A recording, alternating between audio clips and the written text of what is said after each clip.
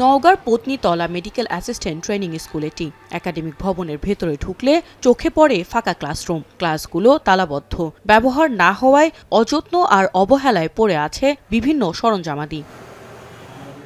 প্রায় ২৩ কোটি টাকা ব্যয়ে নির্মাণ হয় প্রতিষ্ঠানটি। ২০২১ সালে শুরু হয় শিক্ষা কার্যক্রম। শুরুতে basic anatomy, basic physiology and biochemistry এবং বেসিক ফার্মাকোলজি ও বেসিক প্যাথোলজি অ্যান্ড মাইক্রোবায়োলজি সহ ১০টি বিষয় চালু হয়। বর্তমানে ৫টি ব্যাচে শিক্ষার্থী রয়েছে ২০০ জন। ২২ জন শিক্ষকের পদ থাকলেও নেই কোনো স্থায়ী শিক্ষক।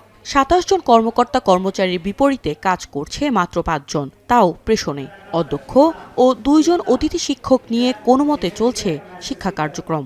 খাতা দেখতে হয়, সেই খাতা দেখা, তারপরে এর রেজাল্ট শিট কম্পিউটারে বাইরে গিয়ে কম্পিউটারে প্রিন্ট করে নিয়ে আসা, এই সব কিছু মিলে আসলে একার পক্ষে এটা দুরূহ।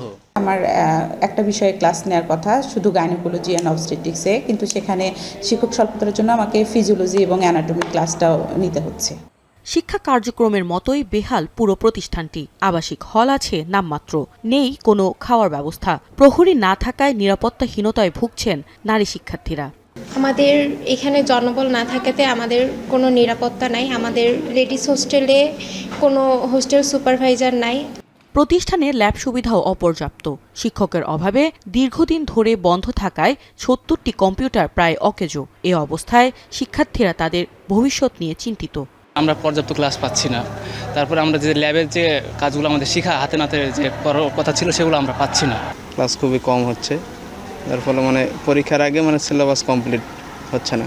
প্রয়োজনীয় অর্থ বরাদ্দ না থাকায় এবং জনবলের অভাবে চরম সংকটে পড়েছে শিক্ষা প্রতিষ্ঠানটির কার্যক্রম। বিষয়টি ঊর্ধ্বতন কর্তৃপক্ষকে জানানো হয়েছে বলেও জানান প্রতিষ্ঠান প্রধান।